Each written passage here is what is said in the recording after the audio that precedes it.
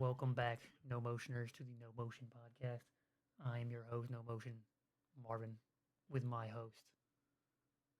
Melvin, no motion, motion, Melvin. And today we are back for another week, seventh week in a row, back for season two. We are going to do a recap to start this week off. So I'm going to let you start us off with the East Conference. I want to start us off with a moment of silence for Brad. I call him that because we're close. Brad Beal, who has had his hip removed. It fell out. So, moment of silence for Mr. Brad.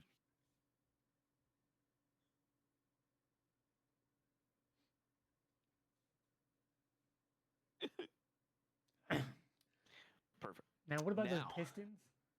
What Seven about game those? win We streak. start from the bottom? Should we start from the bottom or the top? I don't really want to start from the bottom because like those bottom three teams are like a disaster class down there. But you saved the best for the last. Okay, well, let's start with the bottom. Let's go. What is happening with the Wizards. Wizards? Here we out. Wizards horrible. That's about it. Yep. Pacers cursed by hell. Demon cursed Yeah, them. like they caught some like injury bug over there, and everybody's like on and off injury, so that's just cooked. Nets horrible. Yep. That's all those three teams will be all year. Hornets very very bad. Now wait. Now But let's give some Con credit. Knipple. Whoa. And Ryan Kalkbrenner. Cockburner's They're doing pretty good. dare I say it? Dare I say it? Ship Bridges. Ship LaMelo. Fully going to a rebuild. Ship Melo for like a star young guard and like just get rid of him. He doesn't want to be there. Clearly it's not the culture for him. Clearly he's not like playing games and their rebuild's not working. Get rid of him. Get some picks. Get some young players and just do a full rebuild because this like they've been stuck in just purgatory. Like just fully rebuild. Looking dark for LaMelo. He's got the Curry ankle braces. It ain't working. I'm It's looking saying dark. take a chance. Send LaMelo to like the Raptors or something who need a guard, or send him to a team that needs like a pass first point guard. Try to get some picks out of him. Try to get some like good role players that are young, and just rebuild. I mean, like they're stuck in this like okay, we're kind of rebuilding, but we like aren't. But we're not like in a rebuild, but we're not in a contending spot. They're just there. Bridges Hey, is like Hornets. past his, like he's a good role player. Go send him to a team that needs him. Hey, Hornets. We'll see you in 2028. I got a good feeling. Well, I But think they'll need some time to cook. Colin Knipple, who's now the leading. We'll get into that, but he's now number one in the Rookie of the Year race. He's a lights out shooter, good defender. Just knows the game. He just has a good sense of basketball game sense. Like he just He's a knows where first to guy in, be. last Good, guy out kind of guy. Real good, lunch pail yeah, guy. good screener, good cutter, good just knows his way around the court. And then you have Kalkbrenner, who's just a rebound machine, scores at will in his spot, knows his role, knows his position. Two good rookies, and then just other than that, like there's nothing really going for them because they just can't stay healthy. I mean, the team's going to be run by Nipples and Cockburner in the future. And that's not a bad start. Let's flesh it out. 2 more drafts, free agent. I want to give him 2 to 3 years. Let's see what we're cooking then. Now, let's Now move we into move my up glorious to Celtics. These beloved Celtics. Now They here just is don't got. There's not enough cheese on this burger. There's not enough juice in this cup. whoa. Not enough talent on that team. It is what it is. We actually have But it is like what it is. we have like 3 of the best lineups in the league. Like unironically, like our plus minus and our net rating and our offense and defense. Like we have I'm pretty sure we are one of the best defensive teams. We have one of the best defensive lineups. When certain 5 players on the court, we have 3 of the best defensive lineups when on the court. Now the problem is our offense outside of Jaylen Brown is non-existent. We don't have a pass first guard. D. White is now fumbling under the pressure, realizing that he is not a point guard. He's a shooting guard. Anthony Simons is a get hot streaky player. Peyton Pritchard is a get hot streaky player. And Sam Hauser can't shoot the ball without Tatum anymore. Kata is a backup, center that is making his way. He has technically got the best, it's him and Wemby. I mean, give him credit where credit due. He's one of the best rim protectors in the league at the moment. But obviously, we're only like 11 games in. Things are going to change. But the team's adjusting. But I don't want to like go on for too long about this. But we are in a competitive team for what we have. Every single loss has been like 1 point outside that Rockets game. We lost to the Pistons by like 1 point, the Jazz by like 1 point, Philly by 1 point, and we lost to the Philly again by one possession. So it's not like we're like getting blown out or like we're a bad team. We're just not a team that can do anything because we're injury prone. Like we're just missing players. Hey, The, you lose a lot of one possession games without that whole star player thing. yeah. So I guess the other problem that's the cookie crumbled for you. is our starting five is like literally the third best ranking five players on the court. Like they have the best. We have one of the best 5-man lineups in the game at the moment, but we don't have a bench to back it up. Like we have a lot of like we're in a where I'm at. As long as we can make it into play-in, hopefully Tatum comes back, see what we can do, get it just in the play-in position. So if we lose, like we might get a high pick still, but we're not into the hell down there. But we can as long as one of Walsh, Hugo or Mina, if one of those three can just develop into a starter level player or a rotational level player, that's all that matters. Mina has been starting for most of the season. He already looks like a starter now player. Hugo Gonzalez looks like one of the best defensive players in a while. He's a bench grinder. He is. He held Maxi to like 0 points in the fourth quarter when he was the primary guard. Same with Walsh. Pretty much every game Hugo has played, he's been the number one POA defender. He guarded Brunson, he guarded Banchero, he guarded Maxi. He's just a phenomenal defensive player. So as long as we can develop our guys, one of them started scoring. I'm saying develop our guys, ship out Anf, ship out like at this point man might have to be Hauser. You don't want to get rid of Hauser, but ship out somebody. Anf is probably the most recurable option. Ship him out. Get a center, win when Tatum gets back. That's where we're at. I mean, just develop until Tatum gets back. That's how it goes. But number 10. But wait. Oh. Before we go, let's just give some love to Jaylen Brown. He's the most efficient scorer in the league at the moment. 28 points on 53% shooting.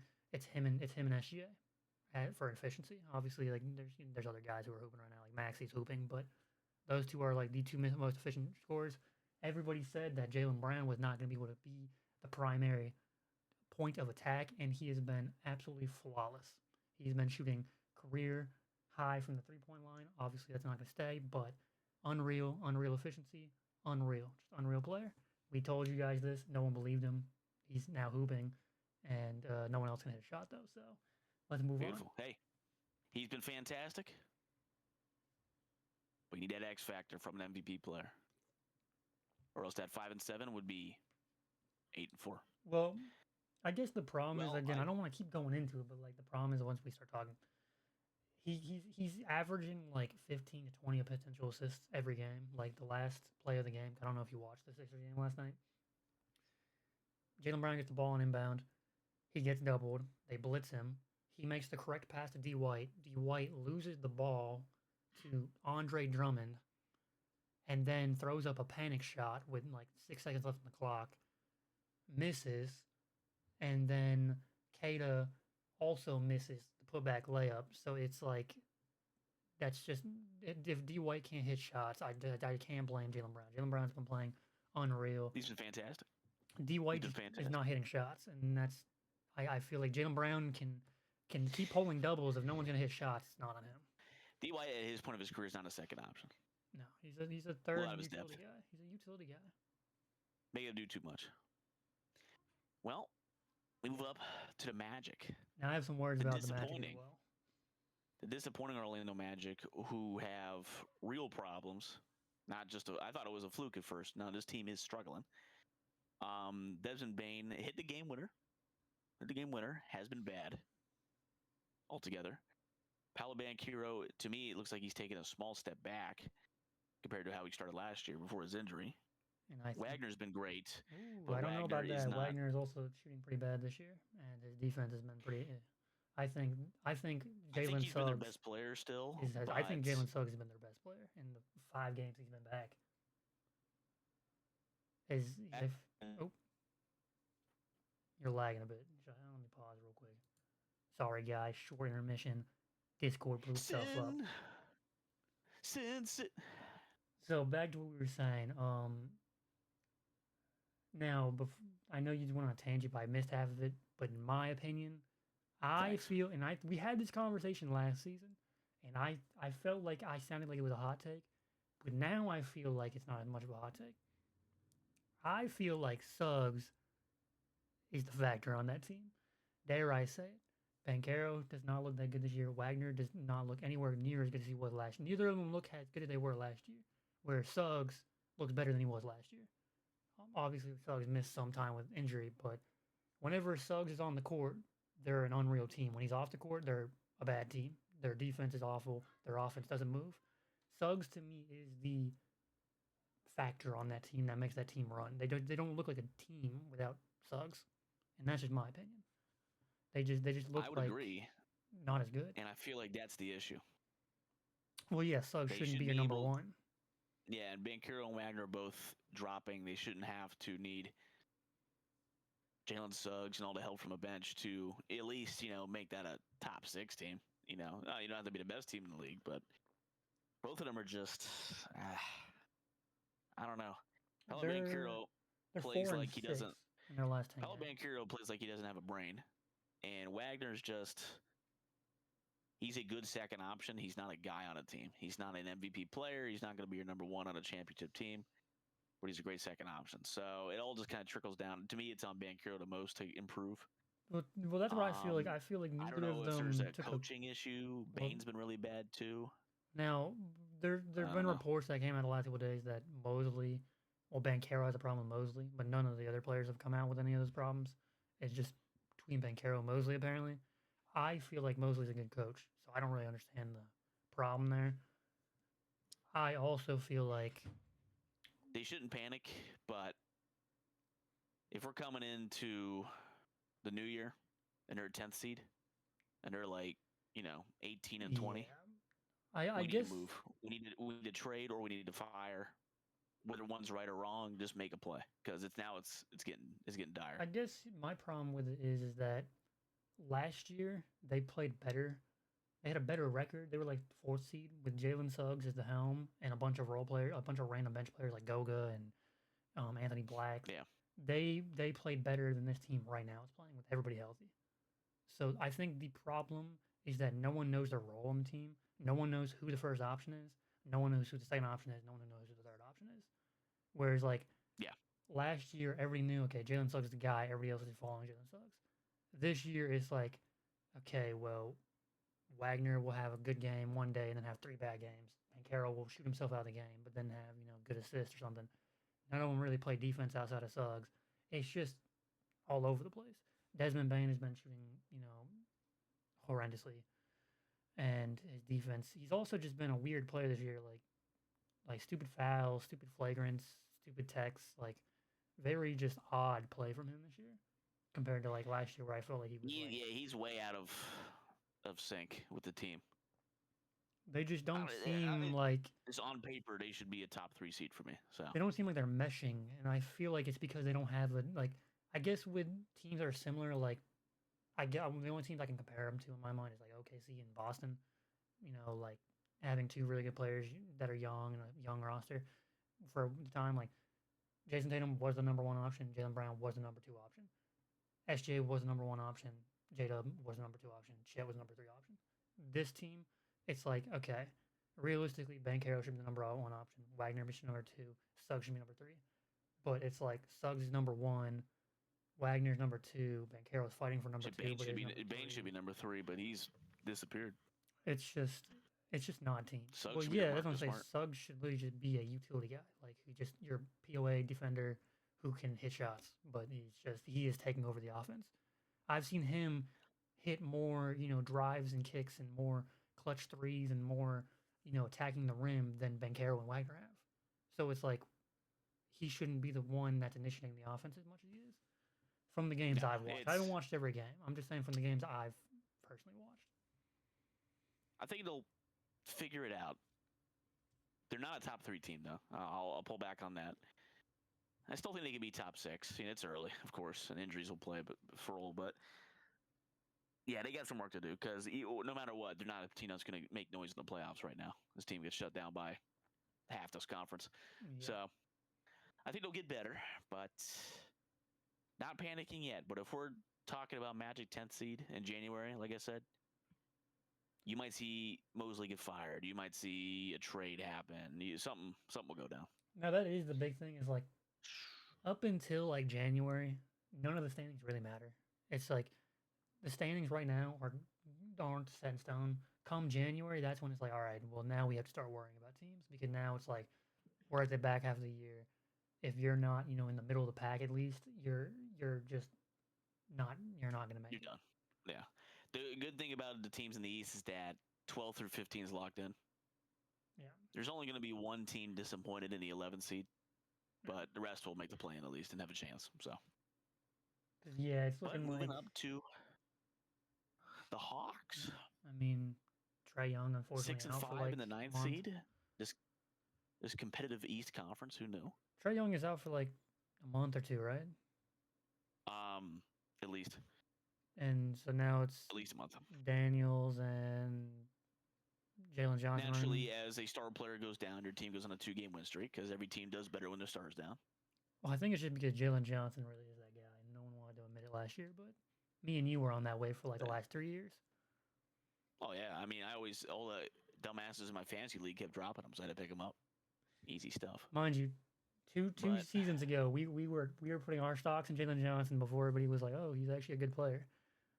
And now people are seeing he's a consensus like second option. He's a good I don't know his all around true player. ceiling. Yeah, I don't know. I don't think his ceiling is like a top guy. I don't see MVP in him, but I see like an all-star level.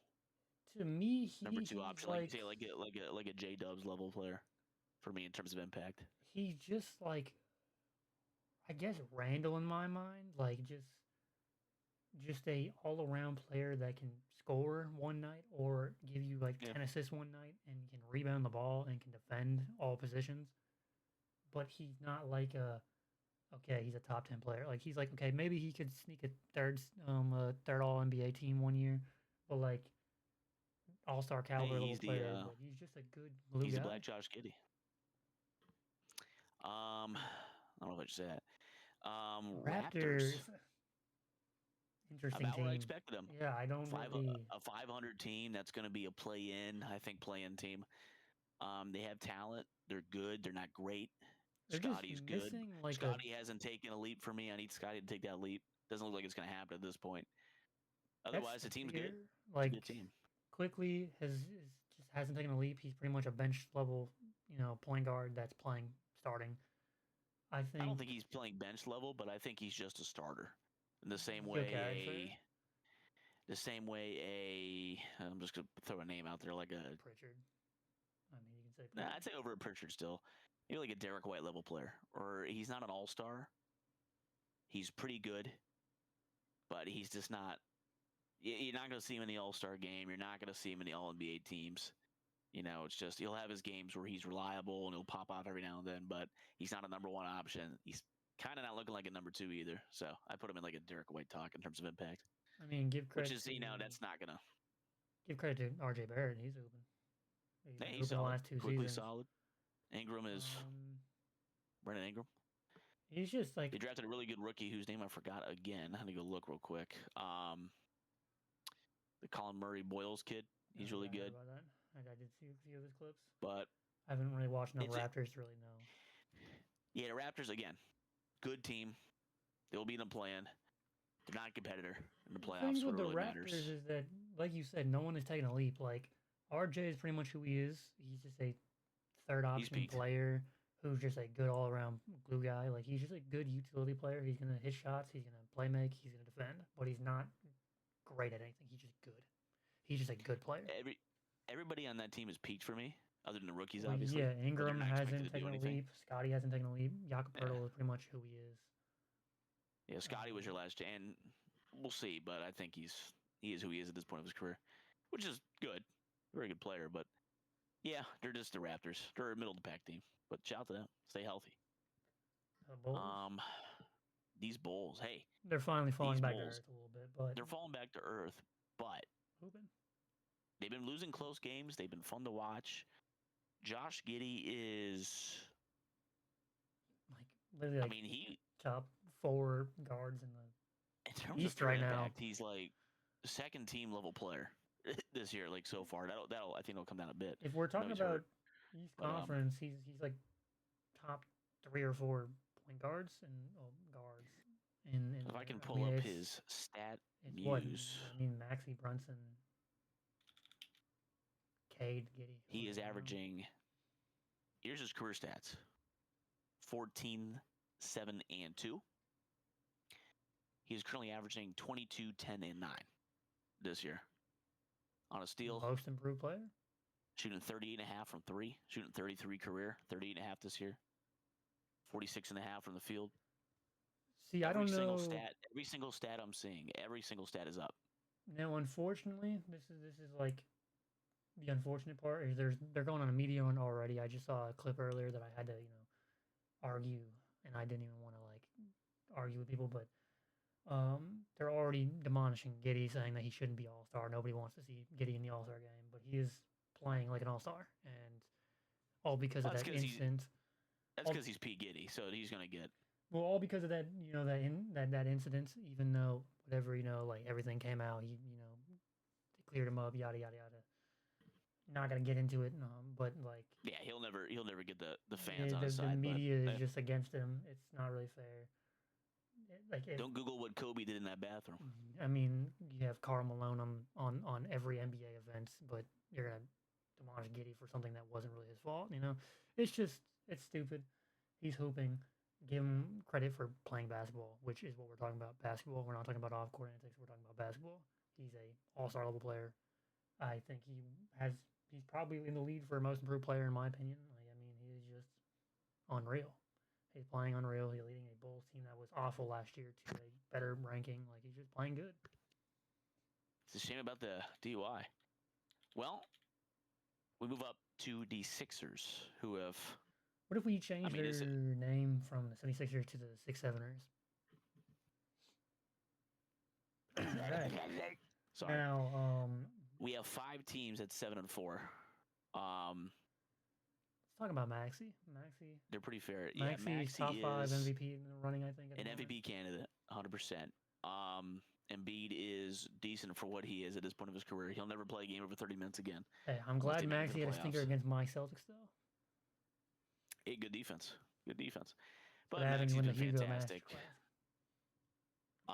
Edgecombe is looking like a great rookie. He just went he'll iron out. He'll iron out some kinks. He had a few games where he shot poorly. People are probably turning on him. He went from literally number 1 to like 7th in the rookie draft, I think, in the rookie ladder. That's ridiculous. He's still for me top 3. I mean, I feel like you can't really knock him out top 3. See, he's still second. He's above Cooper for me. If that's your third place, we're gonna go in there, but we'll now get there, but there's somebody from the Grizzlies that's number 2. He'll be fine. He's shooting poorly, but he's a good player. He plays great defense. They're good. They'll be just fine with him. And Maxey's an MVP candidate. Embiid is going to retire in a year now, but he's good for what he is now. And the team around him is just solid. He's still hooping. He's hooping. He's just give him looks credit. Like he hurts. Give him some love. Like at least he is finally able to play on a team that doesn't need him to be on the court for 40 minutes. Like at least he can finally. Now look at his stats. He's averaging 26 and 3 in 23 minutes a game. If he played that's pretty much on pace with his career averages. If he ended up playing 33 minutes a game like he usually does. What, 30? He added 10 more minutes, he'd average like 20. His career average is 28, 11, 3. That's what he'd get. So, skill and talent is all completely still there. It's just the body. I mean, yeah. I mean, his knee can't hold up. I was watching the clip where he got re-injured, and I was like, man. Just feel bad for the guy. Just feel bad for my so Pookie Bear. People fall on his knees when it's unfortunate. It's not even his fault half the time. Some of those injuries are not his fault. So now we move up to the Cucks. Impressed with them. 7 and 4 at the 5th seed, tied for 2nd. And it's all a wash here right now. But Wasn't really expecting them Didn't to expect him to play. be this good. Yeah, I thought they were going to be in the But play-in area. Giannis is Also streaky at the in the moment. top 3 MVP for me. He is, but he's also looking like he's having a little bit of health problems. Like he's been sitting out more. He is. I mean, but at this point of his career, both last 2 years, he didn't qualify for awards to my knowledge. So his body's starting to shut down a little bit now. That's So what they I really was got to gonna win say. this It's soon. looking like he's starting to look like he's not going to ever play a full season. Kuzma is doing a little better than I thought he would. Shocker. Bobby Portis is always solid. Miles Turner and Gary Trent are decent players. Ryan Rollins, the guard. Shout out my guy Ryan Rollins, most improved player candidate at the moment. Former Warriors pick who sat on the bench for 2 years because Steve Kerr refuses to play anybody below 35 years old. So happy for Ryan Rollins, who is averaging 17, 3, and 6 on 52% shooting, 44 from three-point, shooting 63% true shooting percentage, 2 steals a game. To me, Ryan Rollins is your most improved player at this point in time. And the Bucks are 7-4. Do you think Ryan's okay? I get it. To me, Rollins going from a bench player not on the league. Again, this is the Norm Powell argument from last year. Bench to good is better than good to great for me. So I agree. 100%. I'd have him number 1.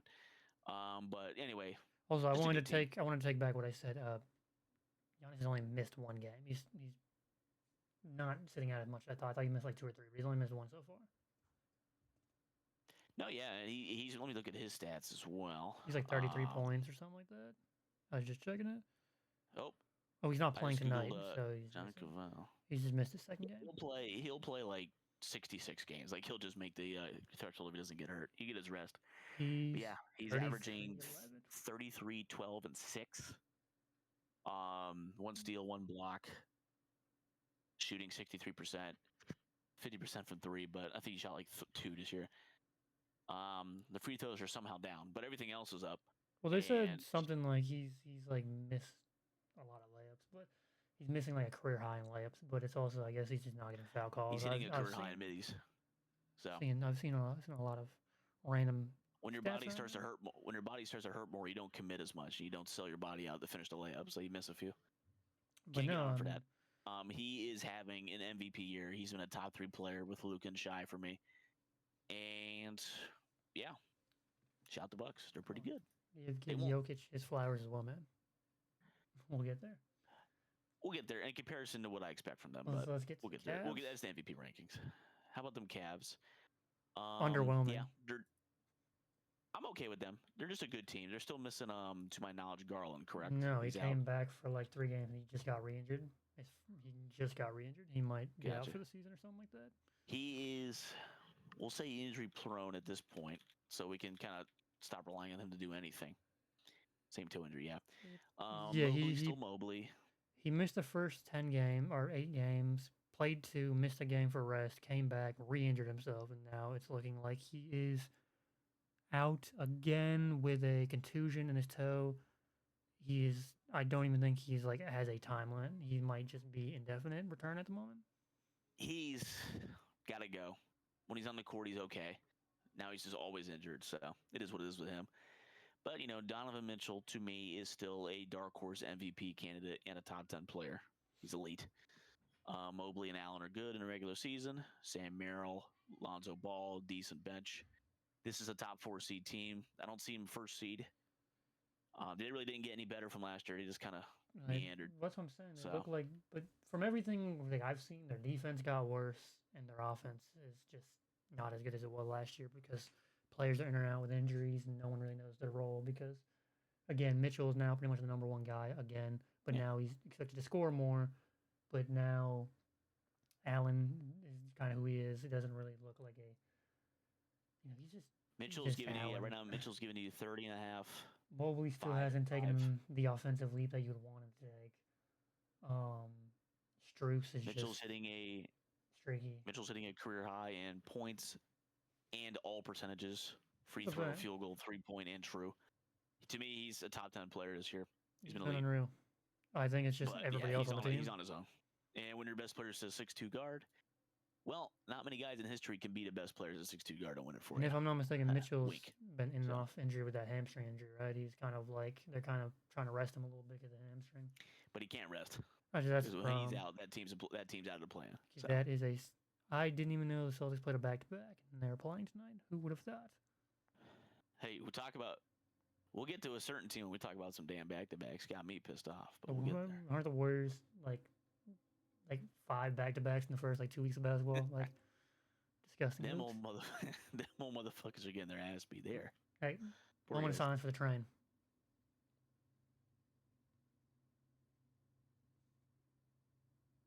I don't believe in public transportation. This is a long train. We should keep going.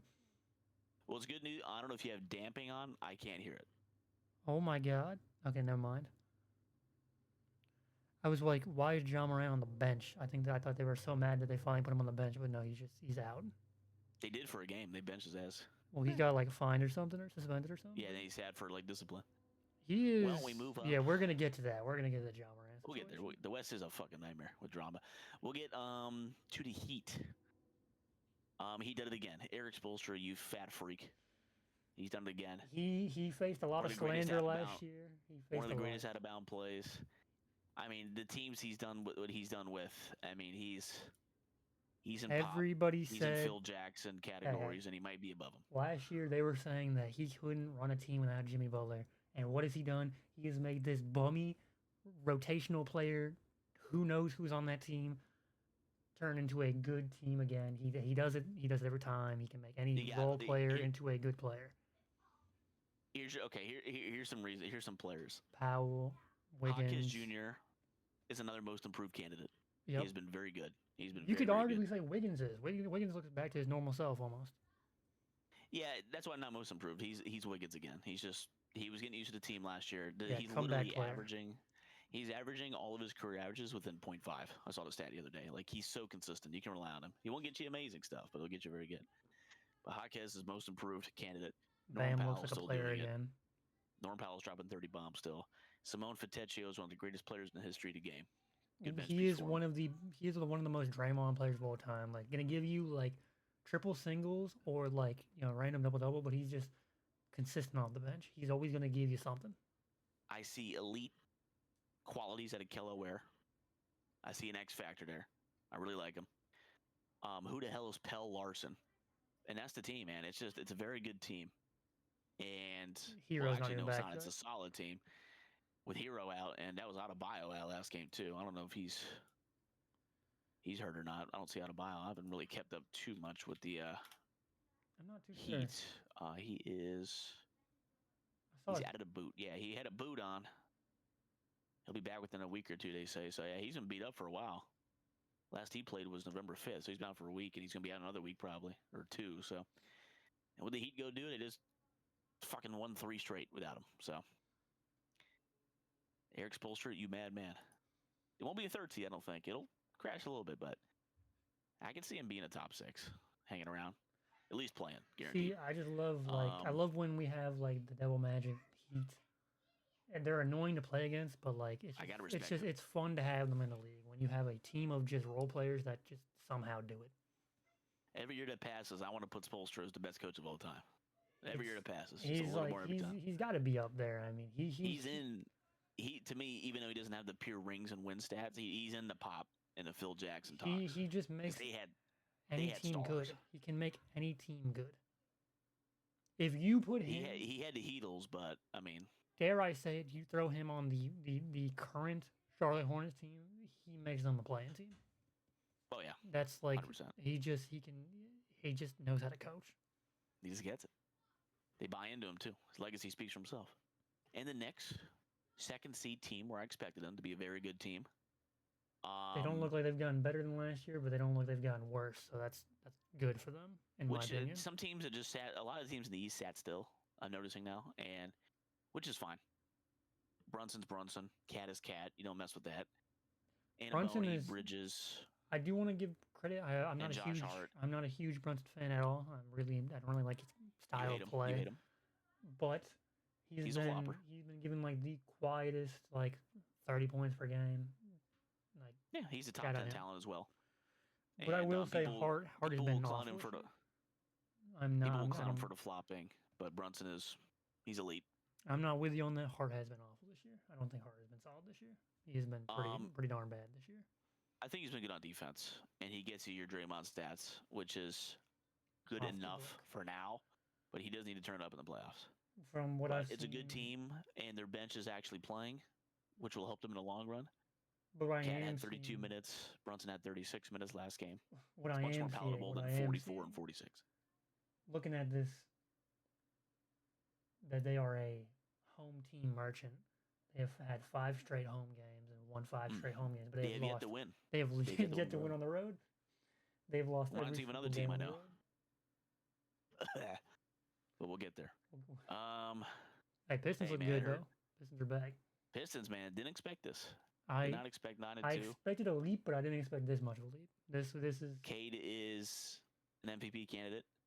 here's the one They have problem. they have an elite defense, good coaching. Jalen Duren has Before we even wait, gotten better. before we go any further with that, I feel like we do this every year. We hype up Duran every year, and then it's like he has this every year. Every year, go back into whatever stats.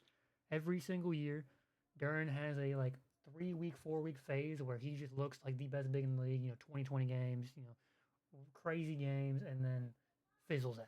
So I don't want to give him too much love because I've seen this happen like the last 4 seasons. But I'm he not even looks good. saying that big of a leap.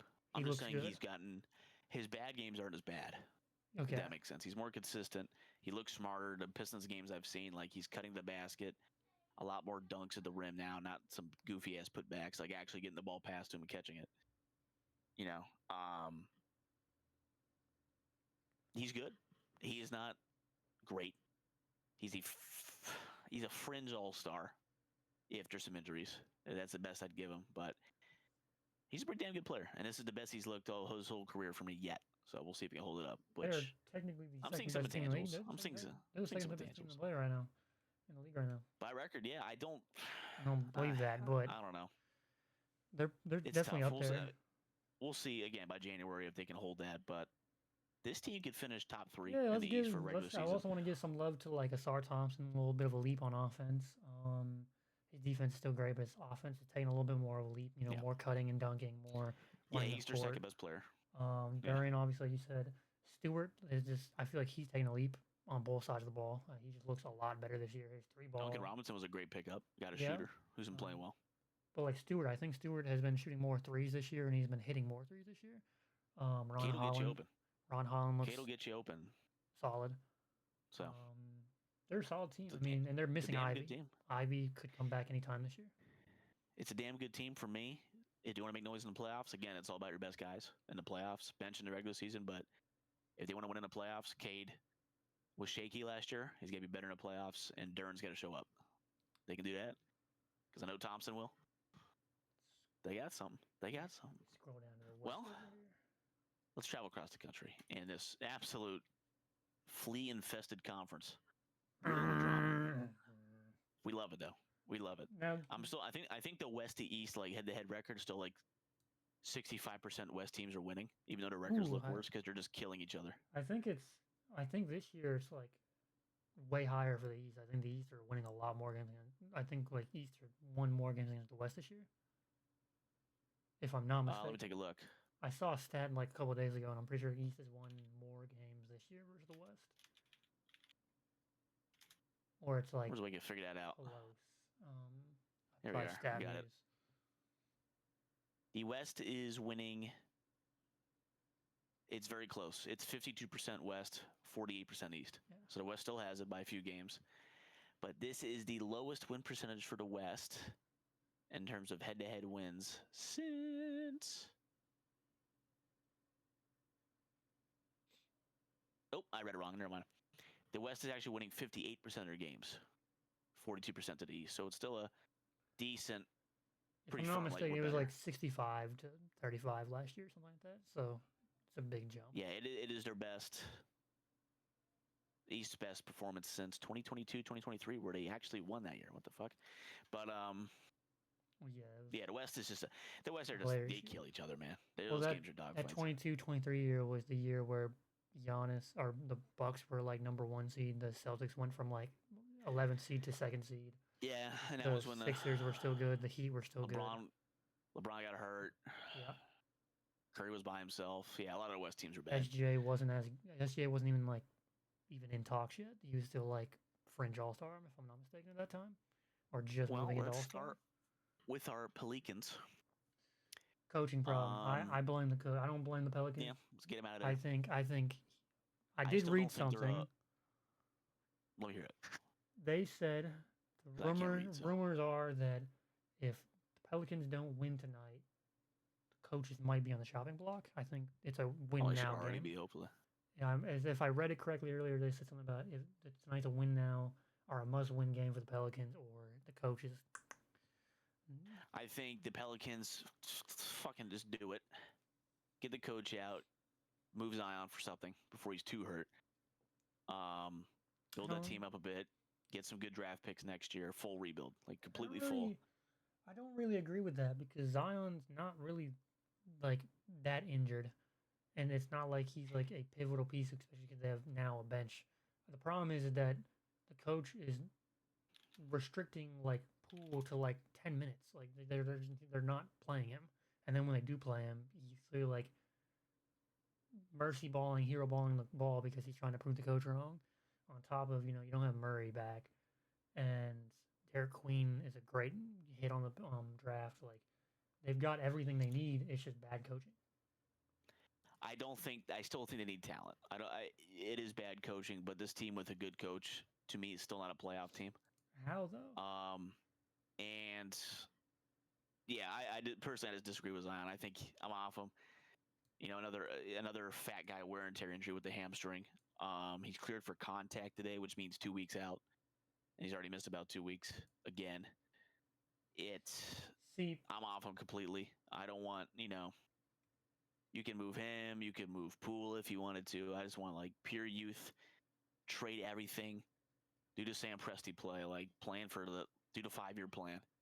Toss it all out and see what you can get for draft picks, and kind of go from there. Because for me, I'm coaching, star player, get it all out. No matter how much I look at this team, they hit on both of their draft picks. Fears is a great rookie, and Queen is a good rookie. The problem is that the coach won't play Poole. The coach won't play Derek Queen. And on top of that, Trey Murphy is looking like he's having another leap year. Herb is looking like he's starting to shoot the ball better, so he's looking like he's having offensively. This is a good team, just bad coach. Even if you want to trade, I wouldn't do a full rebuild. Yeah, get rid of Zion if you want to get rid of Zion, get a more solid center or something. This is a team that can win fully healthy, because not win it all, but they have two top 10 defenders in Murphy and Jones. They have 2 really good win now rookies. On top of having Jordan Poole, who's a scorer at will, and then you have Murray on the bench, who's a good playmaker, he's gonna come back eventually. And then you have like not a terrible team, like Sadiq Bey. He can give you a night of going 8 for 8 from the 3. Like he's just a good all around player. Like this is just a good team. Like this is really just a good team. They're just missing a good coach. And again, if you want to trade, if you want to trade him, trade him. But I think this is a solid team. I think they're just very poorly coached. You get Mike Malone in there, and I think they're a top 8 seed. Fair enough. I will agree to disagree, my kind sir. We move up to the hilarious Dallas Mavericks. I mean, same problem. Not much to say about it. Nico Harrison has been excommunicated, but he is the fall guy for Patrick Dumont, the owner, because he's moving his team to Las Vegas. And this was an inside job. Kyrie's gone. AD's going to be gone. Clay's going to retire, hopefully. Cooper Flag, Clay's I really hope. Clay's going to Orlando. Clay's going to Orlando. He's going home. It's going Rome. Hey. I hope Cooper Flag can get out of there. This is what's happening. This team has a rot that's just disgusting. Flag going to Boston. AD's going back to LA. Kyrie, he's also coming back to Boston. Clay going to. I don't know if you want that. Clay is going over to the Magic. Gafford is also coming to Boston. We're gonna get Clay might retire, my friend. Gafford is coming to, or the Boston Celtics are gonna get Flag, Gafford, and Kyrie, and Well, one of the Celtics should take Clay as well. No, we really just want Gafford and Flag. We don't Move really all want those for Kyrie either. Hauser in a second rounder, and they're good to go. If we could get Gafford, I would give up Hauser and Pritchard for Gafford, and then pray that Tatum comes back and we're a good team. The fucking man,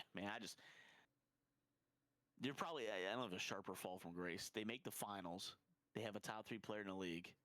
It has to be an inside job. I fully believe this conspiracy genuinely, that there is like something going on with the league trying to move this team to Vegas or something, or like something's like insider trading. I don't know like about all that. I know, Chauncey Billups in my level opinion, bullshit. in my opinion, it is very obvious they wanted Luka on the Lakers to put the Lakers back on the map, and then on top of that, you put a future face of the league on the Lakers, and then despite the injury, you had another future face of the league contender on the Celtics and Tatum, and then you have SGA on OKC, who's another future face, and then Ant on the Timberwolves. So you have 4 columns of the league right there, and you have some powerhouses, and then boom, you trade, boom, and Wemby's better than all of them. I think it was very much a planned assassination. Well, they gave the fucking first overall pick. That's for sure. They gift wrapped that one. But again, yeah, I mean, not much to say about the team because it's all horrible. It's all damn. You have a rookie that's horrible. You have a rookie that should be playing small forward, power forward at the point guard in his first year. Doesn't make sense. And on top of that, you have a injury-prone AD, an injury-prone Lively, and then Gafford's also unironically pretty injury-prone. Clay only went to the Mavericks to play with Luka, and then now he has no Luka and no Kyrie, so he's got no playmakers on that team. Washington, if he wasn't cracking on Meg, he'd be depressed. We'd have to check in on Clay. Half of that team will not be there by next year. No, by whenever those contracts end, half of them are leaving. But we'll see where he sells that team, the owner, because it's looking dark. I can very, very, very confidently say I could see Lively going to the Lakers to play with Luka. I can go see Kyrie getting out of there and going to Houston. I could see Flag leaving, and this is like a troll, but also kind of real. Flag, after his rookie contract, is probably going to dip off, and it's probably going to be the Celtics if he has the free agency signing. Washington won't stay there. Gafford won't stay there. No one's staying on that team. I hope they don't break him. Hope Cooper can still be great. Flag has they get Markelle Fultz level. Flag has like a ceiling of he really has a KG level ceiling. KG, almost Giannis type of archetype player. I mean, he's a different play style, but just a great power forward level player that's playing point guard. I don't know. I just don't really get it. You don't just put a guy who's good at point guard. You actually it's a role you got to play. You can't all be LeBron. So we're moving up to the shitty Kings. To be expected. They benched their best player. They put Russ on the bench for Scrotum. Man. They're a bottom 5 team. They're the worst defense in the league. Sabonis is a horrible defender. DeMar DeRozan's a horrible defender. Zach LaVine's a horrible defender. But let Russell Westbrook go out there and get his 30-10-10. That's what I said. They should let his ass out there, man. He's the only guy actually trying out there. He was averaging a triple-double, and then they put him on the bench for Scrotum, and it's been downhill since then. All I heard is that Kings are monitoring the Ja Morant situation, so lol, that would be the funniest team I've ever seen in my life. They'd give up 180. They will also have 20 turnovers a game. That's not bad. They're just a bad team. No, 20 turnovers is just Ja Morant. He had seven first half turnovers last game. I forget. Yeah, and we'll get there. Moving up to the Clippers. They are one of 2 teams I will say this for. Hilarious team. Too damn old. Age catches up to you. It's a young man's league. Kawhi needs to retire. It's over. Beal James Harden be excommunicated. Beal just did get excommunicated. He can't walk. John Collins has been mid. Zubac has been a little disappointing. Chris Dunn, I forget, was on the team. James Harden has been a great player still, but that's not enough. You can't just have one guy. Rest of the team, Lopez is over the hill. Why the fuck Batum in? He's over the hill. let's send Harden This home. is an old team without enough young talent.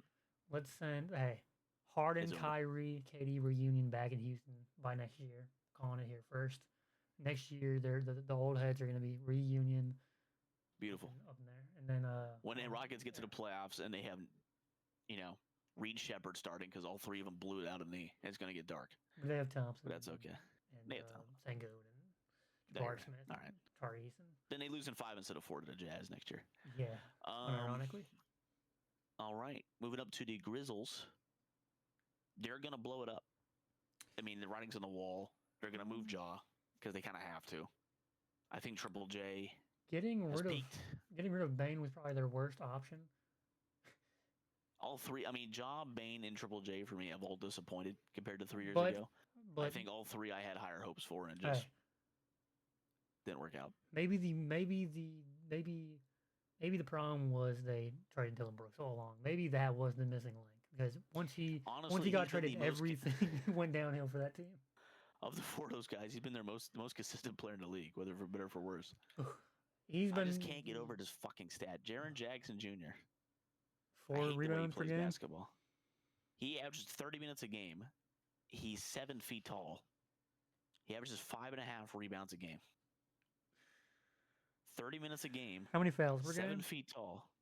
5.5. How many fouls per game? Pretty sure it's 5. Let's go look.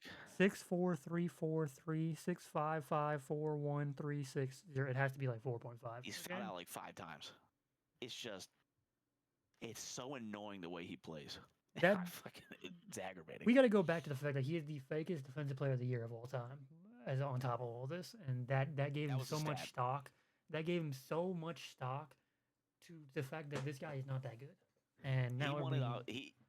He's a great defender at the rim, and that's it. But he won it off stats that were officially confirmed to be doctored at home games. So more BS there. You're saying he had the MJ stats? He had a little MJ in him. He had the I'll let John him have the Stockton- depoy. I'll let him have it. Fine. He can take it. But John Stockton assists that weren't Bane assisted on. stinks. He stinks. John Morant stinks. Fuck, blow the team up. They Cedric have- Coward's your star. They have KCP It's- on that team. That was their first mistake. That was KCP gonna still in the be- league. They're My about to start tank. They're about to start tanking there soon. I think they're going to be one of the guaranteed bottom 5s. Because I do like some of the me- players on that team, like Colin Coward. Their rookie's really good. Santi Aldama has been, Colin Coward solid is a bench player. hilarious Freudian slip there, my friend. What? Colin Coward's a hilarious Freudian slip. I like that. Oh, Cedric Coward. No. I'm Who let retarded. Colin Coward on the damn court? Who is Colin Coward? Why did I say that name? He's a guy that goes, "Hey, LeBron, Oh, Ben Simmons is here. You can take it. You can take it easy now. that's we'll take it okay. from Okay, here." that's why. Okay, yep. I saw Coward and I was like, that's like the first name. Colin goes with that because of him. Okay. Vince Williams is a fun player, but he's kind of interesting.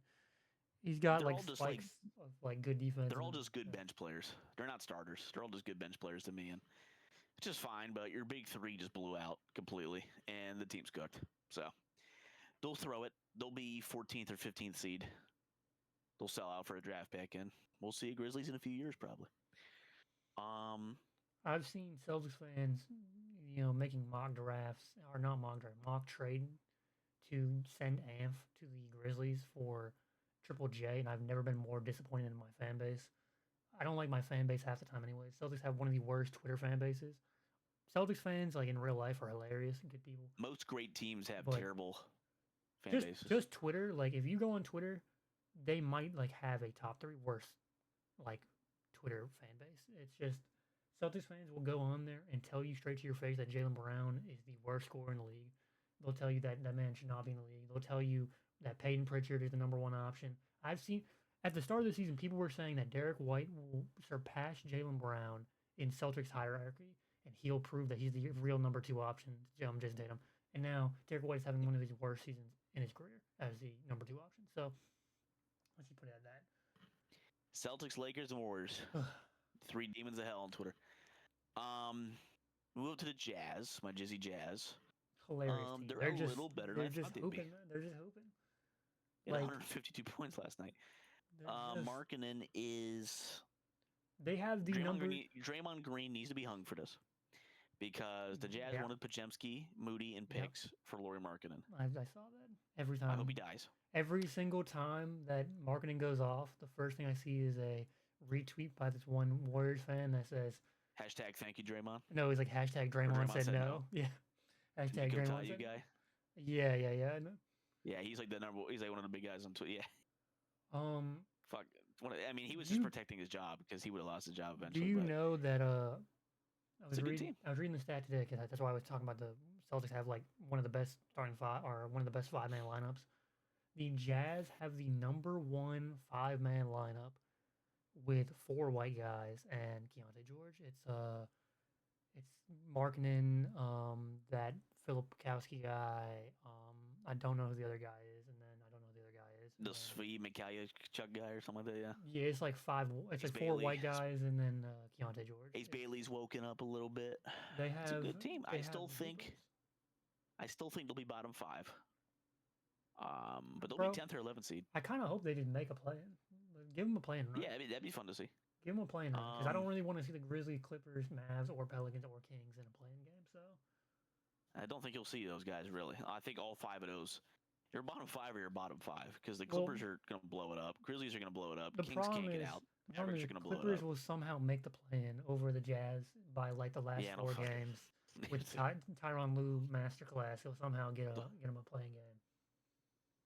We move up, and I'm glad there are definitively 5 teams that are bad because we go up to another bad team. That is the Golden State Warriors. Now, there'll be a play-in team at the very least, thankfully. But I actually wanted your opinion on this because I'm seeing a lot of clips today.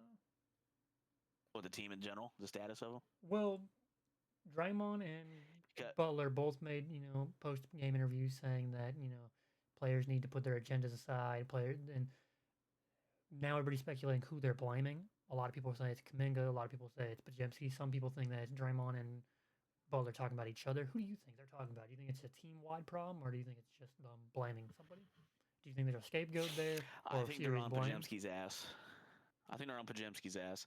The issue with the Warriors, in a picture, is in a perfect world with sunshine and bunny rabbits and beautiful rainbows. You give every team in the league a month to rest, and then throw them at a 7 game. I really do think the Warriors can still beat anybody in a 7 game. They wouldn't be the favorite for a couple series, but I think they could give you a fight. That being said, there's a thing called 82 games in the regular season. There's a thing called having 4 back-to-backs in your first 12 games, hilariously. It's a very front-loaded schedule, so they'll need to do another second half special, but by the time the Warriors get to the playoffs, if they do, they'll be burnt to shit out. Let me give you a rebuttal. Steph Curry. No, keep going. I'm going to give you my rebuttal, though. Steph Curry, my Pookie, still a fantastic player. Too old. He gets sick now, back-to-backs. He's, banged up. Usually he's getting his hamstrings, and there's old guy injuries. He's still a first option in terms of impact on the game, but I don't want him taking 30 shots a game. That's bad. He's going to blow out in 5 games. Butler, he's old. He's beat up. He's foul baiting for a career, and it's catching up to him because he's got to fall on the floor. So his hips hurt. Draymond's offense has tanked below his defense having impact. He should not be on this team. He should have been traded a year or 2 ago at this point. For Lauri Markkinen would be nice. And other than that, the players are just kind of average. Buddy Hield has been kind of poor. You still don't have a big guy. Draymond Green, in his defense, has been, I'm surprised he's still playing at least averagely at this point of his career. His ass should not have been playing center for the last 5 years. Steve Kerr has killed that poor guy. Some people are saying that he's still looking like an all defense guy. I don't know how true that is. I think he is in the sense of like there's going to be 2 teams. I think he's a second team for sure. But first team, I don't see 5 guys. I don't think he's in the top 5 defenders this year so far. I do think he's top 10 still. In terms of just his mind. He's the best defender in his mind. If his body could do what his mind wants him to, best defender in the league. Well, I've been saying this I've been trying to argue with people on Twitter because I think he is one of the best defensive players of all time, but on top of that, one of the best defensive IQs and defensive playmakers of all time. Yeah. No, he will He'll tell Curry where to go. Curry will tell Draymond where to go on offense. Draymond will tell Curry where to go on defense, and his ability to direct traffic with all those star players during their prime years. To me, he is a top 5 all-time defender in the sense of his ability to do 1 through 5 while playing center at a level for long enough. Yeah, I guess my problem is I'll see people on Twitter be like, "Oh, I can't believe Curry won this guy 5 rings," and not give the credit to the fact that they lost most of their losses are when Draymond's out or suspended. Like most of their playoff losses are when Draymond's on the court. They're unreal when Draymond's playing. Draymond was the second best player for the first ring, pre KD. He was the third best player for the third ring, the second and third rings. He was the best player. Oh, 1 second.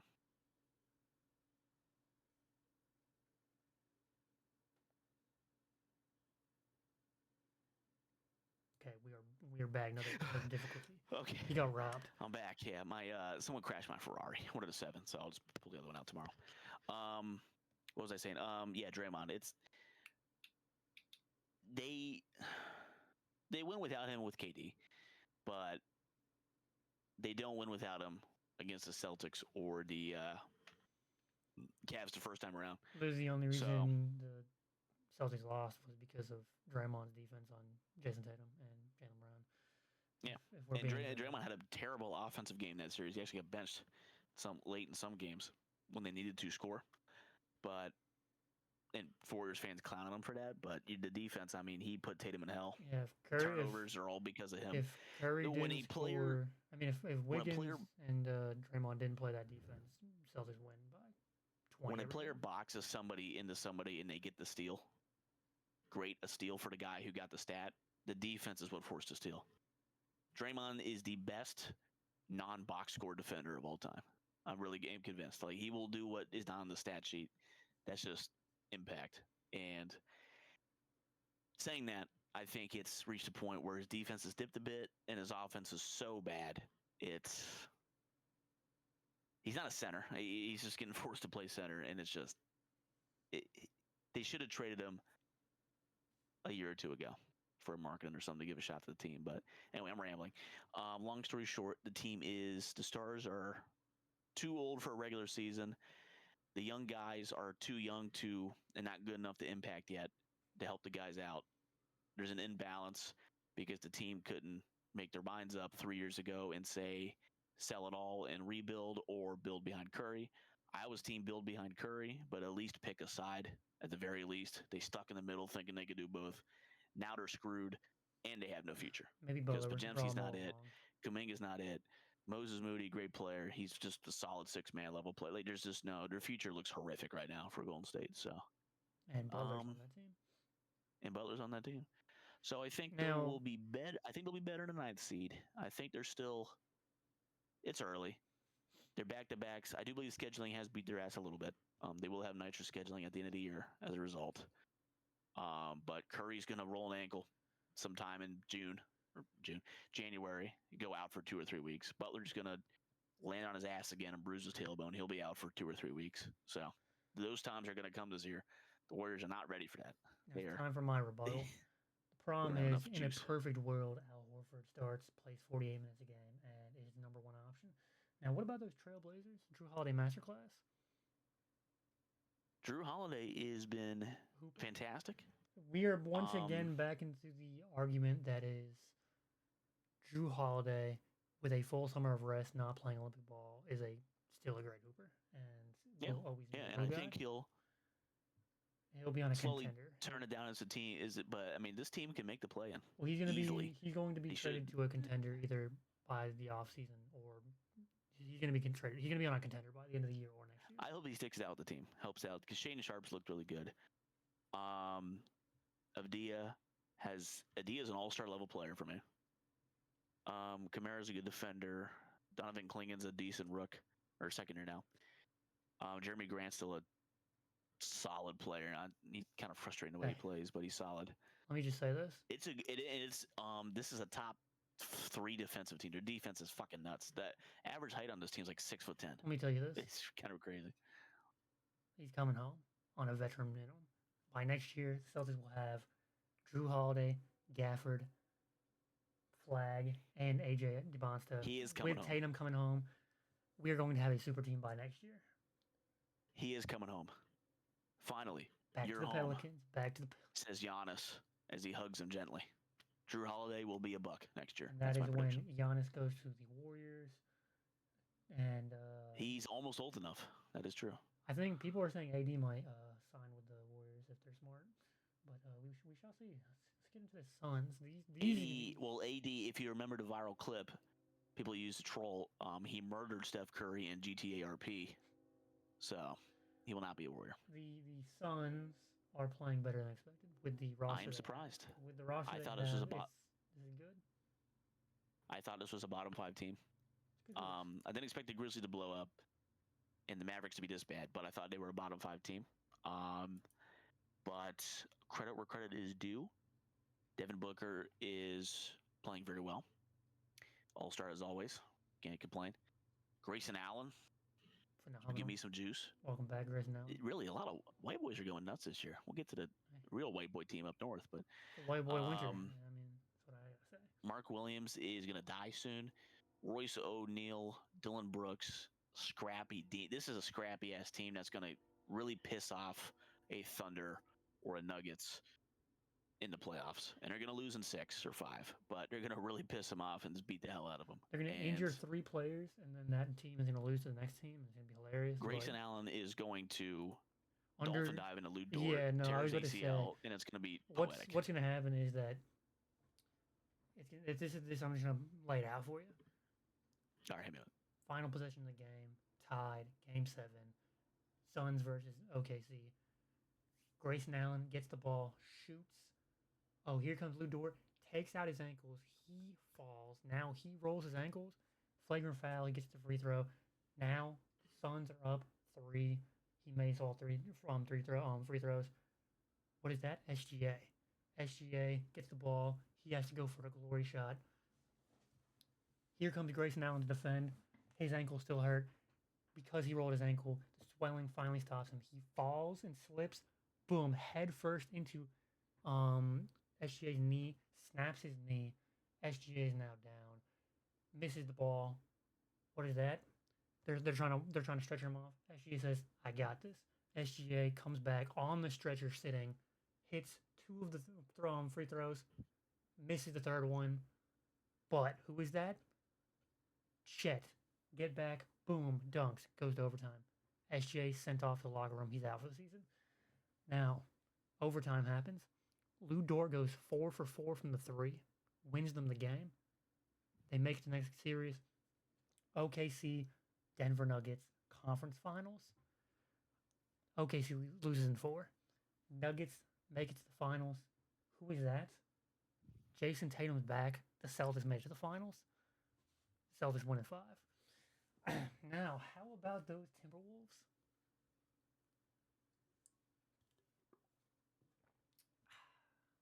Well, I did say Anthony Edwards would take an MVP leap. I would like to so far feel like I'm kind of correct. He's not in the MVP talks yet because there's some demons going around the league right now, but he's a great. Has he? I haven't been keeping up with the Wolves as much this year because I've been trying to. I got some stats. Anthony Edwards has been fantastic. I could tell you, he was hurt for a bit. I did see that. Glad to see. But he's good because I didn't want him to have a Halliburton year. That is a problem. Though. Once you get a hamstring injury, it's kind of just an all-year type of thing. Well, but he came out and he's dropped 3 straight 30 bombs, averaging 27, 4, and 3 on 50% free throw or 50% field goal and 50% 3-point. 50% from the free throw. This guy stinks. Okay. Now it's 85. True shooting is up 11% on his career average right now. 66%. His 3-point shooting was not a fluke. It's here to stay. Yeah, to me, he's a top 10 player, locked in, MVP candidate. Rudy Gobert is averaging his best defensive field goal percentage on the rim. Since after all, or just in his career. Nice. After all those great years he's had, he's gotten even better. He's averaging, I think it's like 31% when he's the main defender at the rim. He's finally shaved that head. Fine, went full ball. Randall. Looks That's good. the one for me. Randall is He's jump, man. big, This is big the leap. best he's looked in his career. He seems like he enjoys the game of basketball again, in my opinion. Yeah, He looks McDaniels is always a happy. solid player, scoring a few more points. I just want you to know, And Steph Curry is 1 for 10 in the first quarter. I'm actually surprised he scored. Okay, I'm lying. He's not 1 for 10, but I wanted to see if you would believe that. He's probably 0 for 1 with 3 assists and just hasn't shot it because he's getting ass trapped at half court. He has COVID because LeBron James cursed his wine with an ancient spell. And he said, I want Pajemski to run that team so Pajemski can average 14, 8, and 6 on 31% shooting. Well, Pajemski did say that he plans to be better than Steph Curry, so let's just give him the lead role. You know what they're talking? Yeah, Draymond and Jim, they're talking. I'm talking about like, hey, next Warriors game, I want to see Draymond take Pajemski by the neck, throw him in the air, and then Butler come out of nowhere and just drop kick him right in the back. I'm surprised they haven't yet. With how much they like to hurt their teammates. Two all-time horrible teammates. I'm surprised they haven't done it yet. But you'll see. End of that game, Wemby will have 50, 25, 10. Now, anyway, I'm looking at this. I'm looking at this disgusting schedule real quick. But every team has played like 12 games, and here's the Rocket with 9 games played. What is this? What is this scheduling here? Why have the Thunder played 12 games? The Spurs are on their 11th game. The Warriors are on their 13th game, and for some reason the Rockets have only played 9 games. Every other team has played 11 to 13 games. The Rockets have only played 9. Silver loves these 2-pack games where they do back-to-backs, 2 days off, back-to-back, 2 days off. Like, yeah, I don't. So annoying. I'm not a fan. I hate the way he does schedules. I get for like. I get he's cutting down travel, but I was gonna say it helps travel, but I'm not a big fan of teams playing the same team 2 times in a row. The Celtics have played the Sixers 3 times already. Yeah, 3 of their 4 matchups. It sucks. It takes this prestige out of the matchup. Yeah, it ruins the matchups, especially your divisional matchups. I hate the way he runs the league in general. He's a dog shit commissioner, but his scheduling is rough. We're gonna fix that soon. Rockets, yeah, like you said, the Rockets 9 games, those little pussies. The Rockets, they're a great team. KD's KD. Eamon Thompson's a great player. Sengun's been very good. Did you see that clip where Sengun? Did you see that clip where Sengun crosses Giannis and then like crosses 3 other people and then dunks on somebody? He bitched him in FIBA, now he's bitched him in the league, so he's kind of got his number. And then everybody's bringing back up that the apology was fake or whatever, and that he meant what he said. Oh no, he definitely hates his ass. He's Turkish and Giannis is Greek. They hate each other. Which is great. I hope we get a Bucks-Rockets finals. I don't know why, but that'd be kind of funny. If Bucks make the finals, I might sell my house and put all on the Celtics. If Bucks make the finals, I'm giving Giannis Finals MVP no matter what happens, just because he got him there. I would give it to Ron Holland. I'll hit him raw, Holland. Ugh. Play for the Bucks. Lakers, impressed. I would say I didn't expect them to be this good. Luka is my MVP. He is my number 1 MVP right now. I would agree. Giannis. They're throwing SG Austin there. Reeves.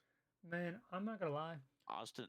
This is gonna be very, very, very, very hot take. But SGA is only up there for his scoring, because that's mainly his scoring and his defense. But everything that SGA is doing at this moment is being done by like 5 other players. So his scoring looks a lot worse than it is because everybody's doing it at the moment. Now, because we are seeing Maxey score, 33 points on like 50-50 shooting. Ant-Man scoring, 27 on 50-50 shooting. Jaylen Brown scoring 29 on 50 on 3, 40 shooting. So like it makes, in my opinion, Luka's doing more, but then you have the 11-1 record, and then you have the same thing with Jokic, the PRA merchant. Giannis is doing some unbelievable things this year. But Luka is going to, but for some reason SGA is number 1, and it's purely off scoring, in my opinion. I don't really understand why he's number 1. Team record? I can't really tell you what else. But, I don't think he's the number 1 player at this moment. To start this season, he has not looked to me like the number 1 player in the league at this point in time. We'll get there. We'll get the MVP odds coming up for this. Yeah, Luka is my pick. Either way, top 3 player. Reeves has made the jump. Confirmed. He is an all-star player. He is a top 25 player in this league, in my opinion. He is a great, not very good anymore. He is a great basketball player. Didn't think he could hold it. What is his stats looking like right now? You want to hear his stats? Let me pull them up for Yeah, you. I would like to know. In the season, and this is slightly inflated because Luka was out a few games, but he's averaging 30 points, 5 rebounds, 9 assists, 1.5 steals. You have to get a block this year. Very funny. 48% shooting field goal, 32 3-point. He's been chucking, but when your star player's out, you chuck. Not mad at that. Still, you adjust it. I think he'd average 24, 5, Realistic, and 8 yeah. I'm looking at better. He'd have better percentages because Luka's on the court. I'm looking at the actual game stats. He has 50 and a 40, but he hasn't had a single 30 ball. He's had that 50 and the 40. Everything else has been around 24, 25. So realistically, he should be averaging like 25 points. That 50 and 40 definitely inflated the stats a little bit. Yeah, because look, and credit to him, he stepped up when Luke was out. He did his job. Those are fantastic games. So yeah, that's definitely going to drop, and I'm pretty sure it's dropping every game. But it is, but the percentages will go up. That's what I'm saying. His shooting should go up. But to me, that is a pure second option now, and one of the best in the league at that. And he is a 25, 5, and 8. He's a great player. Yeah, LeBron finally got his help. He is somebody who currently just passed Jalen Williams for me, and he's a top 25, fringe top 20 player in the league. Which Jalen Williams? J-Dubs. He is. Yeah. Well, this is where the problem lies, because Twitter will tell you that X. Twitter, yeah, they will tell you that Jaylen Brown's not top 30 and that J-Dubs is top 15 and that Wagner and Banchero are both top 20.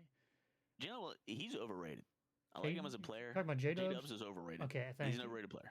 I don't think he should have made all NBA. We've already talked about it. I don't think he should have won all the NBA last year. He's very good. He's currently the third option because of Chet's leap. Like, he's a good player, but he's overrated. Can we also agree that Jaylen Brown is better than Wagner and Banchero this year? Oh, yeah, 100%.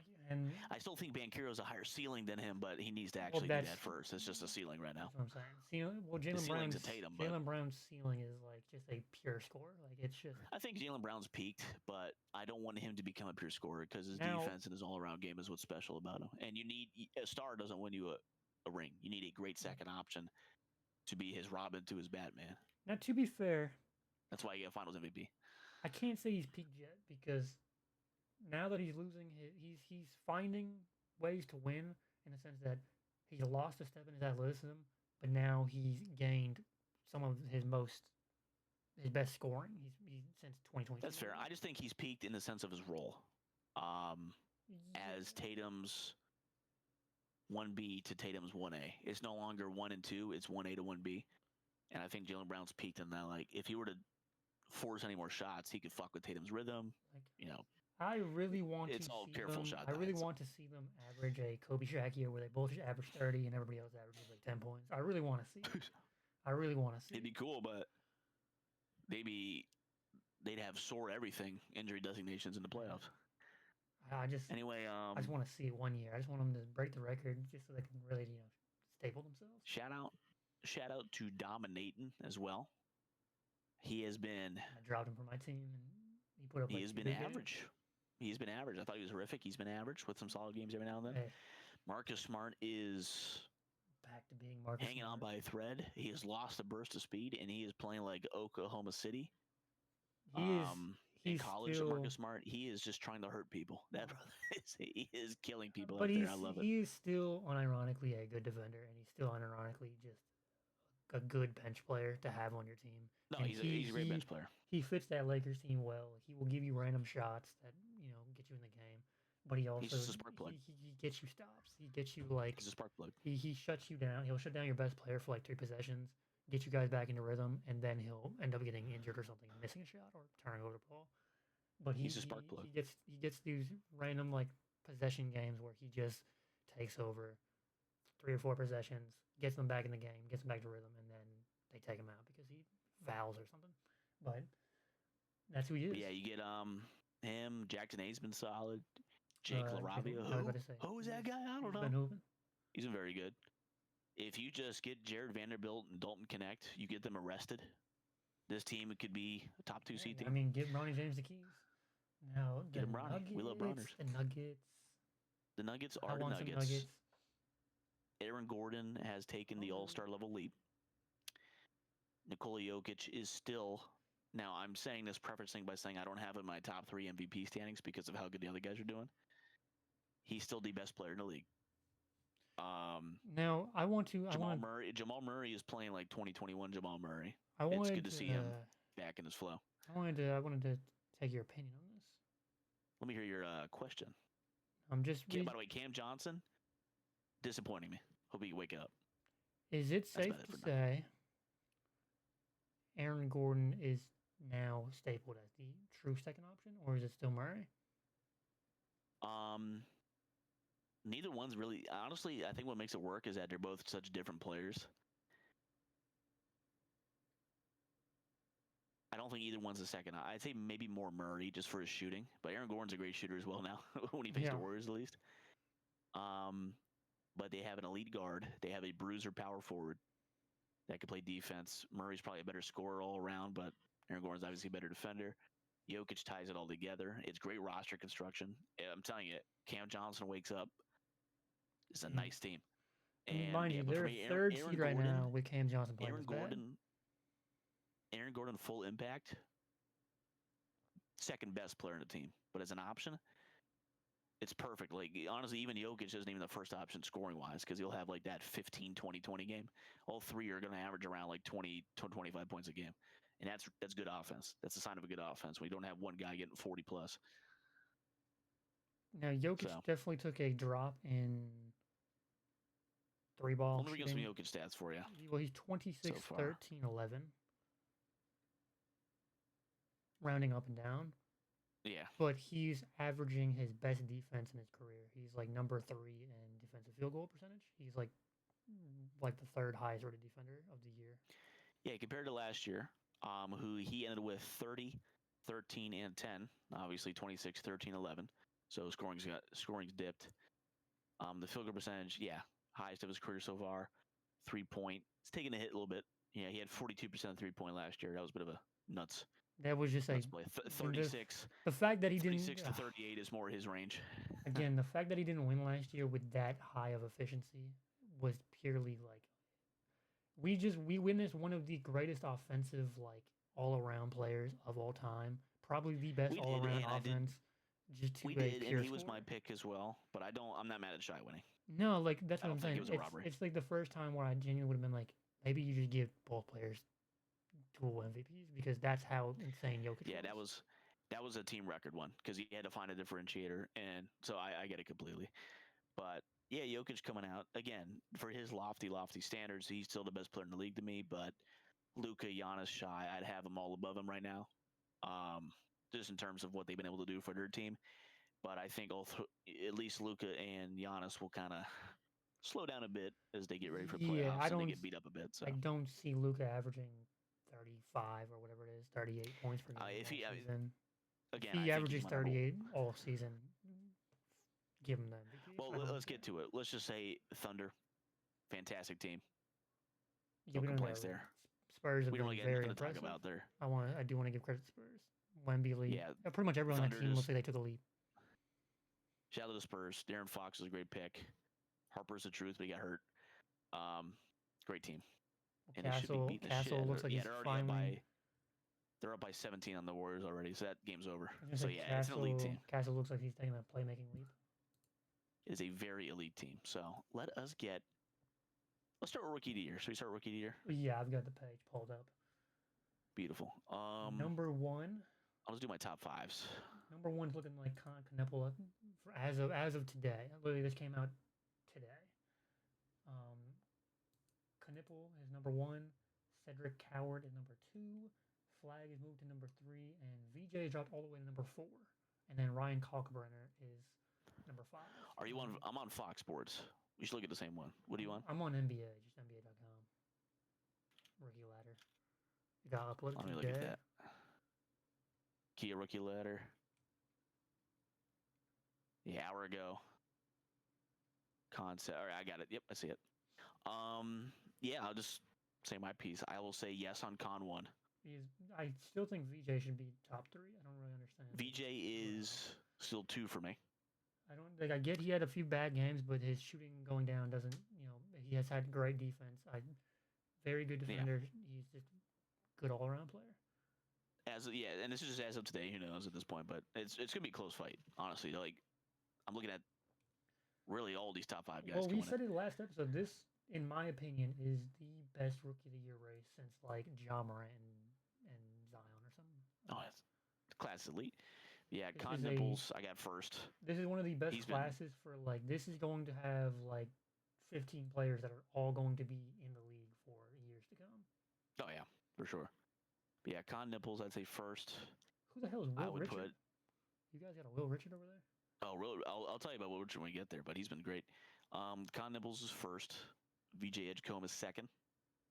I'd say Cooper third. Coward fourth.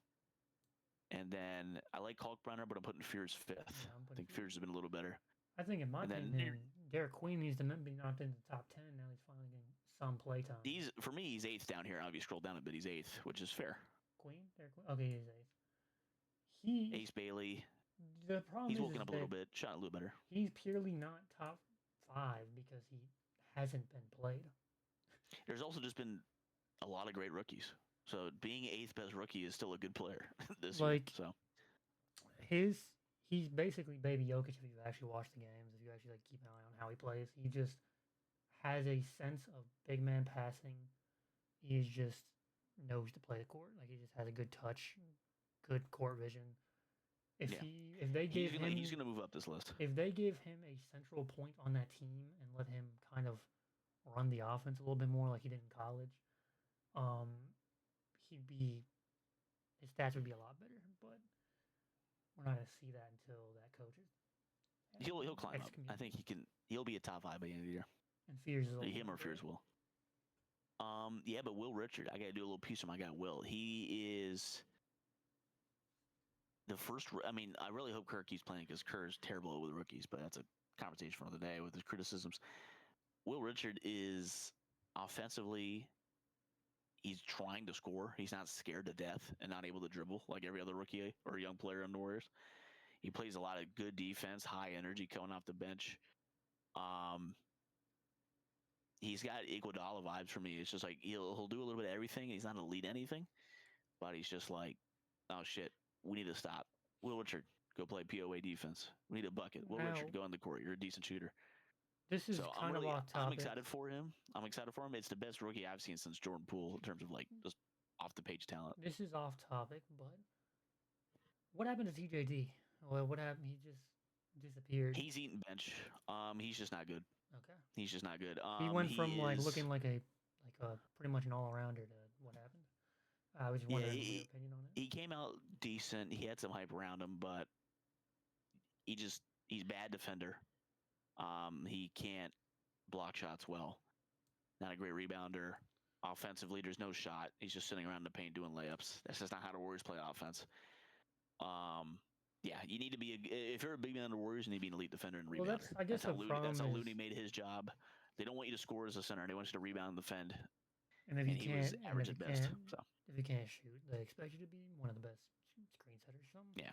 So the thing is that contrary to popular belief, they don't want a shooting big man. He knows there are some players that are genuinely like it's just a case of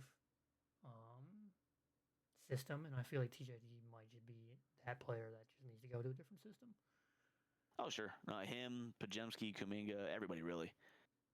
Other than Moody and Richard, I'd like to keep those two because they're like just solid players. But ironically, send all those three, like for their sake, I want to see him go elsewhere because it ain't gonna work here. You send like Kuminga to like, dare I say it, to like the Nets for like MPJ and just be hilarious hoops. But you get Kuminga on like a bad to average team as a first option because he's fun to watch when he was going, but throw him on the damn Nets, throw him on the damn Raptors. I feel like that would be MPJ. Be hilarious. Him and Cam Thomas. No passing at all. Have Cam Thomas, MPJ on the Warriors with Curry. Let Curry just average 20 assists and just let everybody just throw up 40 shots a game. Beautiful. You guys average 103 three-pointer attempts a game and lose games by like 100, but it'd be fun hoops. Oh, yeah. Before it's too late, get him over here so he can lose with us in peace. Honestly, you guys should trade Kuminga for Keon Ellis. Give Keon Ellis some freedom because he is a great defender. He just is being sanctioned. He hard fouled Curry once a few years ago, so he's not allowed. He's another one of those sanctioned onto the bench by their coach and doesn't get playtime. But he's a solid role player. Well, the Kings are a case study on how not to run a team. But shall we talk about the MVP, Ladua? How was that looking like? This has been MVP. This is 5 days old, but again, well, if you go to the NBA, it won. That's what I'm saying. This one NBA one's 5 days old. It looks like, but nothing's really changed. I mean, but again, it's like SGA at number 1 in my opinion. They'll have SGA. I don't think he's number 1. Excuse me, because he came out and single-handedly won them their first 2 games, those overtime games. So he's got that hype still. And he's a fantastic player on the best team in the league. He's top 3. He's not number 1 for me either, but again, I just see this like SGA is winning games and putting up stats because OKC's a good team. And again, I think he's without him, this team is not the first seed. They're still going to be a top 6, but his efforts in overtime, they're 11-1. They'd be 9-3. Again, just off those 2 games if he wasn't there.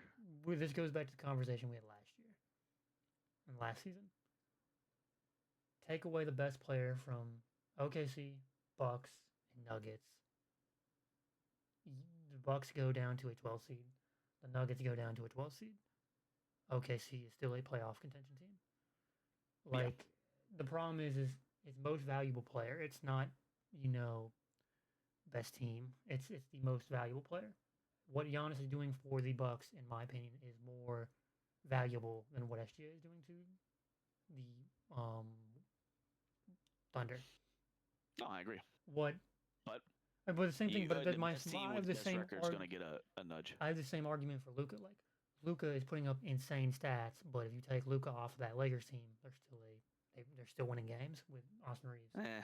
And you also are going to have LeBron James back eventually. They're still a good team. Luka isn't like. I don't know about that. I mean, it's to each their own, I guess. I mean, I think the Lakers are a fringe play in like 10th or 11th seed without Luka. I mean, but I'm high on Luka, and I think his playmaking has always been his best. I guess asset. That's just me assuming that that Reeves can keep up what he was doing, and then throwing in James. That's me saying I don't think Reeves is averaging 40 bombs, and I think teams adjust. I'm saying to like ball. Reeves averaging 27 a game, and LeBron coming back and averaging 25. That's in my mind. But then we don't know if LeBron's going to come back averaging 25. We don't know if Reeves for a full season can keep up this level of hoops. That's fair. Yeah, it's all prediction, but I'd predict it'd be. But again, not in my a struggle opinion, onto the level of Nuggets or Bucks, but a struggle. Well, again, that's my opinion. Like Giannis and Jokic are more valuable to their team than any other players. In my opinion, that being said, I honestly throw up Giannis at number 1. Like, dare I say, he just does more for his team than anybody else because he's doing everything. He is 30 points, 12 rebounds a game, so he's leading the team in every single statistical category while also being their best defender. Like, he is just the best at everything on their team. I'll do my top 5. I will do, and then you do yours. I'll do Luka, Giannis, Shai, Jokic, and then I'll go Maxey for 5. I'd have Wemby at 6. You could do, I think Wemby and Maxey could flip out. Like finish off like Wemby, Mitchell, Cunningham, Giddy. Honestly, could be a top 10 right now. Just up the start of his year, and just maybe like an Ant-Man Edwards, maybe a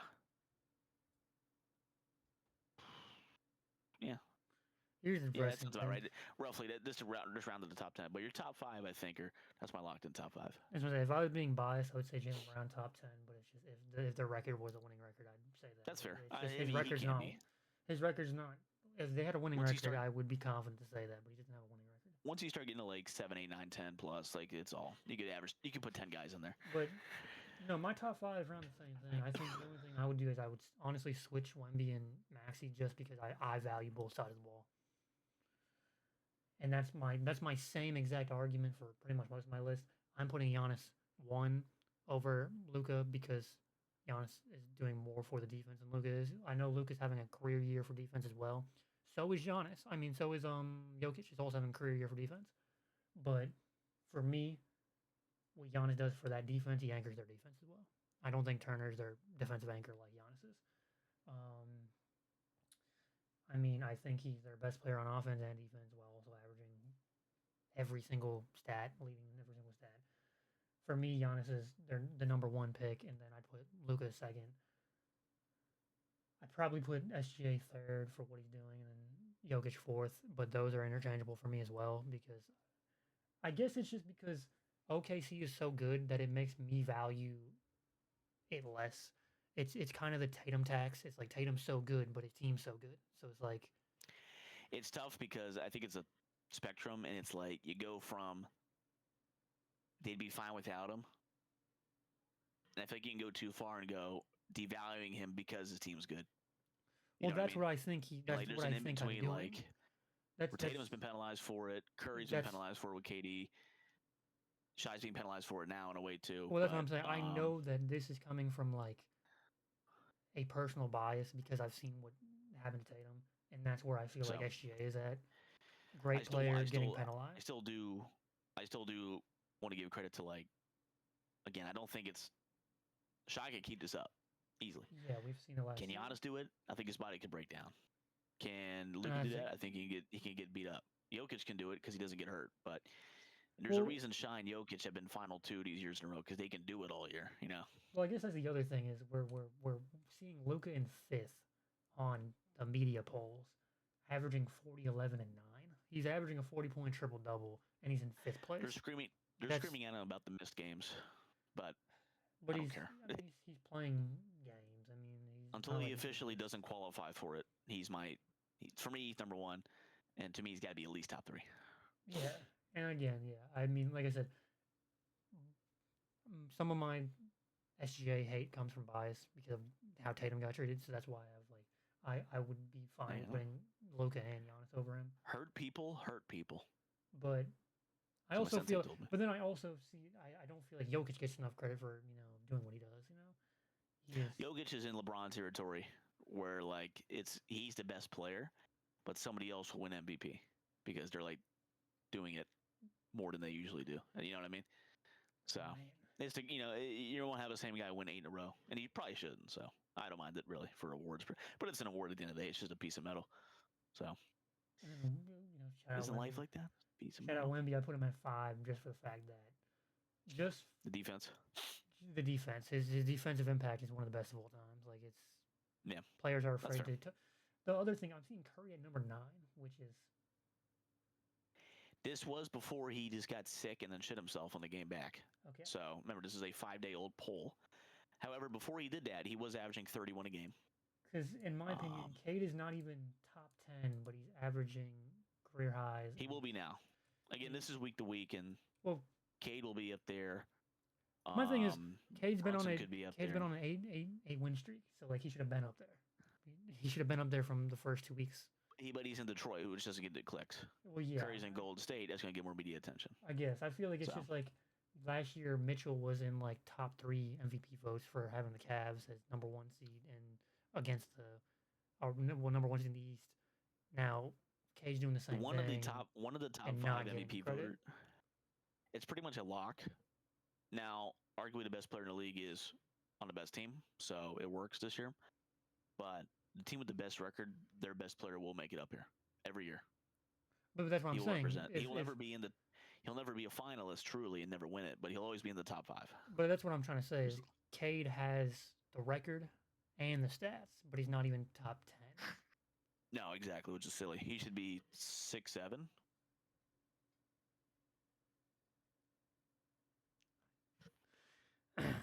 Strong top 10 player, no? Because I just want Cade. to. I'm gonna let me Just pull up his please stats stop before missing I. so many shots, Cade. That's all I ask. Because This is one he's bad thing. averaging 28, 5, and 10 assists. And he's a poor shooter, really. He is not. His percentages are bad over his career and this year. I'm trying to find his shooting percentages. If he just figures that out, if he can just shoot, he's got that Trae Young in him, that 40% career average, but he's gonna let that thing fly. Yeah, I'm glad we thought the same thing. That motherfucker's gonna shoot that thing. And he won it for you, man. But he is assisting really well. He just 10 assists a game. That's what he had. That's how they got beat by the Knicks last year in the playoffs. Brunson just made more shots, less misses. Simple as that for me for Cade. Simple as that. Just make the ball go in the net more. I feel like we've just about wrapped up everything. Well, we did it. Almost 2 hours in. This is a long episode, but we missed a week.